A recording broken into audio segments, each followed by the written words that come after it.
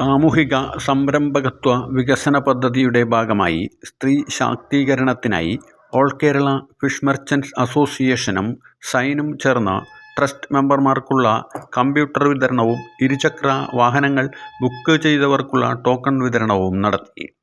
North Paravur guest house ഹാളിൽ നടന്ന ചടങ്ങ് സൈൻ സംസ്ഥാന ചെയർമാൻ AN രാധാകൃഷ്ണൻ ഉദ്ഘാടനം ചെയ്തു. CM ഷാഫിയുടെ അധ്യക്ഷതയിൽ ചേർന്ന സമ്മേളനത്തിൽ VV Anil, Sunilkumar Kalamassery, RMA Muhammad, KP Ratheesh, KC Abdulla, Salim, Nisar Muhammad തുടങ്ങിയവർ സംസാരിച്ചു.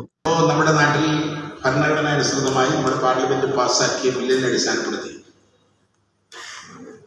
500 കോടി രൂപയിൽ കൂടുതൽ വിറ്റുവരവുള്ള എല്ലാ സ്ഥാപനങ്ങളും 200 കോടി രൂപയിൽ കൂടുതൽ വരുമാനമുള്ള എല്ലാ സ്ഥാപനങ്ങളും 2% CSR ഫണ്ട് കൊടുക്കും. ഇപ്പോൾ CSR ഫണ്ട് എന്ന് പറയുമ്പോൾ ആ സ്ഥാപനത്തിൽ പണിയെടുക്കുന്ന തൊഴിലാളികൾ അവർ കഠിനാധ്വാനം ചെയ്താണ് അവിടെ പ്രൊഡക്ഷൻ ഉണ്ടാക്കുന്നത്. ആ തൊഴിലാളികൾ അവിടെ തൂക്കുവര ചെയ്യുന്ന ആളുകൾ, ഡ്രൈവർമാരായ ആളുകൾ,